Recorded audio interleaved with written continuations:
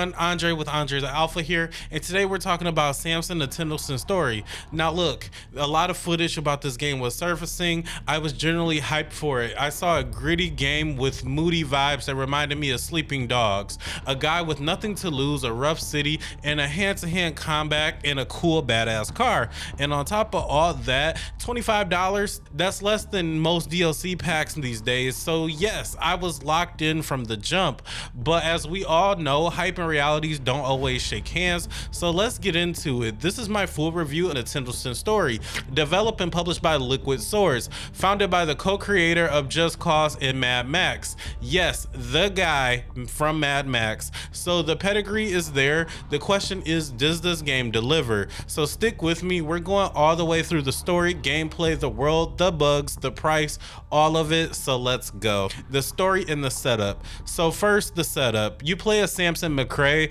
former driver, not exactly living the best life, who gets pulled back into his hometown of Tyndalston after a heist set in St. Louis goes completely sideways. Now he's sitting on a couple $100,000 in debt, and the people that he owes it to, they got his sister Una as insurance. He either has to pay up or she's done for. So every single morning you wake up, the city hands you a bill and you gotta go out and earn. The debit gets paid in chunks across roughly 30 in-game days, with the minimum amount due each day.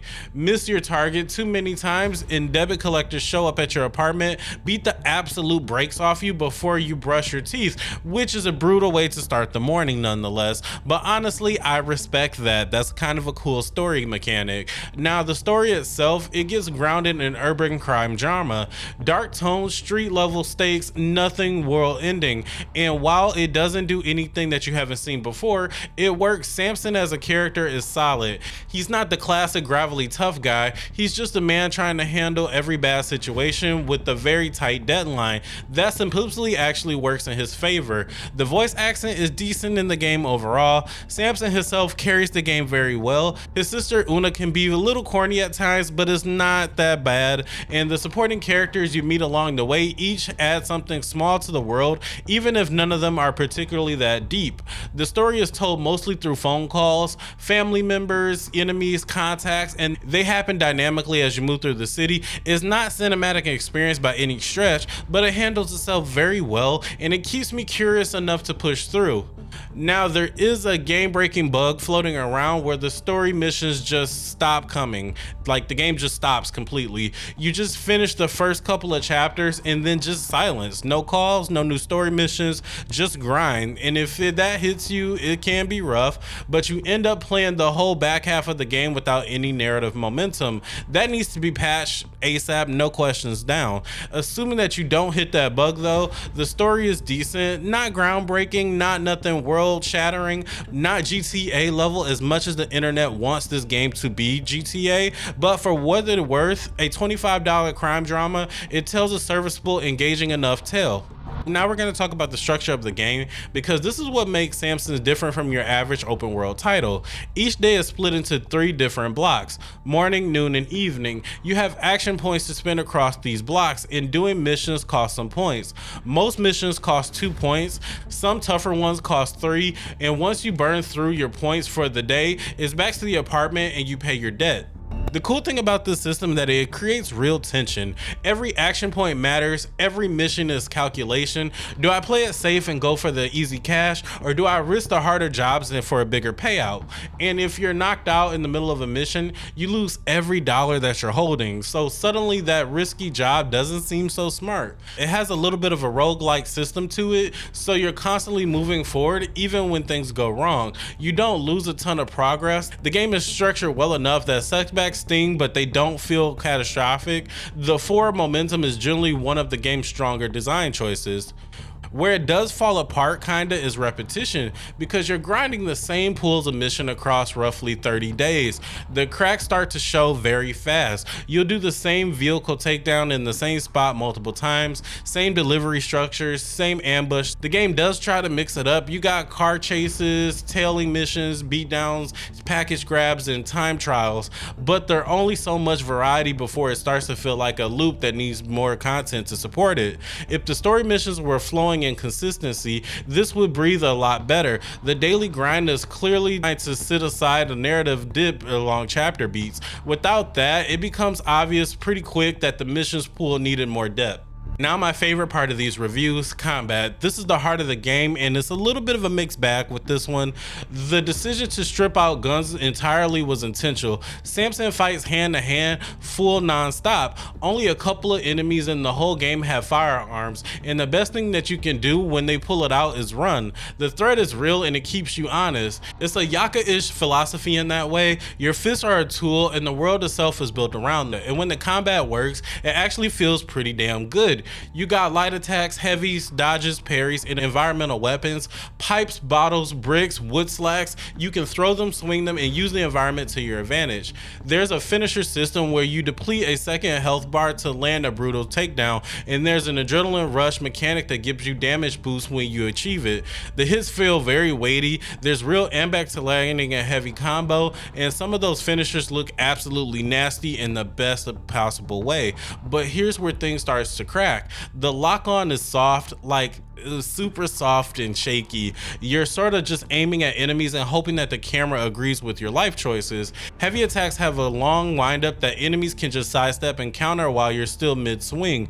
The movement between walking and running has no real in-between animation. You're standing still, slow walking, or just suddenly sprinting with nothing connecting those statuses.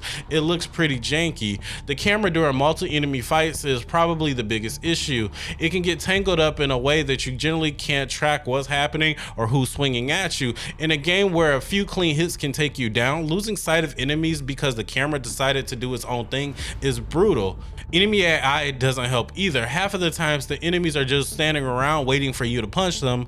Other times a guy 3 rooms away is already in combat mode because apparently you looked at him wrong. It's wildly inconsistent. There are fights where everyone works fine, and then there are fights where enemies just don't activate at all and you're running in circles trying to find the last guy. In the finisher output, pressing down on the right stick doesn't always register. You'll have to try to trigger it 3 times and nothing happens. It's very frustrating, especially because finishers are tactically important once you unlock the skills tied to them. So the combat is fun in the moments that it comes together, but it never reaches its full potential, and it often makes you feel like fighting the system as much as the enemies. In the future, with some polish and a couple of updates, this could be a really satisfying brawler, but right now at the time of recording this is a little bit bumpy. Driving. And listen, it makes a lot of sense when you think about it. Liquid Swords has Mad Max DNA. The people who built the vehicle combat in the game works here, and it shows. Samson starts with a muscle car, the Magnum Optus, and it basically is a rolling tank. Heavy, powerful. The collision system works on a tit-for-tat damage model. If you hit someone slightly harder than they hit you, they absorb the brunt of it. You can side ram enemies into barriers, push them off the road, and watch them crumble. It's satisfying in a deep physical way. You can also steal random cars throughout the city, and each handles a bit differently, but your main car is one with the real personality. The problem is that the damage sticks around until you repair it, and the repairs aren't cheap when you're also trying to meet a daily debit quota. So most of the time I was driving random stolen cars just to keep my main car in good shape.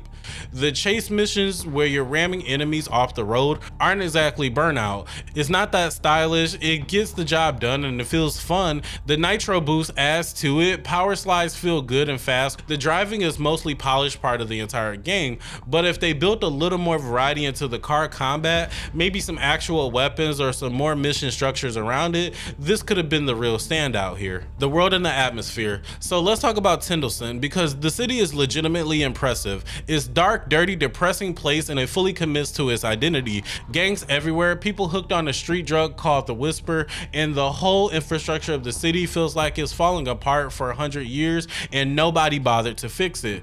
Roads that were completely improvised, shortcuts that became permanent, back alleys that run into muddy, half-paved bridges. It's very bleak, again in a very Gotham-like way. The art direction here is excellent. Whoever was responsible for the visual identity of Tyndalston did great work here. Every district has detailed, grimy personality. The lighting is moody and atmospheric, even without a dynamic day and night cycle. The city looks generally striking. It reminded some people of old Detroit from RoboCop, which is honestly a great comparison. This is clearly where most of the budget went. In a weird way, it was the right call because the city atmosphere does a lot of heavy lifting for the game's tone. Even when the gameplay itself is frustrating you, the world around you feels immersive. There's some exploration to it, magazines to collect, points of entry, random side stories that play out as you roam. Some of the side stories are generally interesting. There's one involving an organ harvesting that is wild to stumble onto, but a lot of the side content is either broken or sparse, and the upgrade system tied to collecting stuff, like the 188 boards to destroy for extra nitro flasks, feels more like busy works than genuine rewards. The city hints that something bigger was probably planned and scaled back, and honestly that feels like the whole story for this game. Audio and music. Real quick, the music in this game is generally excellent and deserves to be called out. The score is crime noir, moody, intense, and it escalates perfectly into fights. It's not just background noise, it actively responds to what's happening on screen and builds in a way that feels intentional and cinematic. There are moments mid-fight where the music was so good that I forgot how janky the lock-on system was, which is saying a lot. For a game at $25, the soundtrack is legitimately movie-level quality. It understands the vibe of the game better than some of the gameplay system do. Voice acting is solid overall, as I mentioned. The ambient audio, the sirens, the city noises, people talking in the distance add to the atmosphere nicely, even if the 3D audio placement is a little bit off at times. Performance and tech. On the technical side, the game runs on Unreal Engine 5 and it shows, both in good and in the bad ways. The city looks great, but is demanding. On an RTX 3080 Ti with everything maxed out on the DLSS on performance mode, it ran stably. Turning off or dialing down the global illumination and ray tracing gives you a massive FPS boost if you need it. The recommended spec is a 3060 Ti, and it's probably fair if you're not trying to max out everything. Shader compilation on the startup is real, so expect that, and the game requires a SSD. Beyond performance though, there are some bugs. Enemies not spawning, mission triggerings not firing, and collision detection being completely random. Whether a gate that you've driven through multiple times will suddenly stop opening and act like a concrete wall, animation clipping, NPCs standing around doing nothing, like little things stacking up into a package that needs more time in the oven.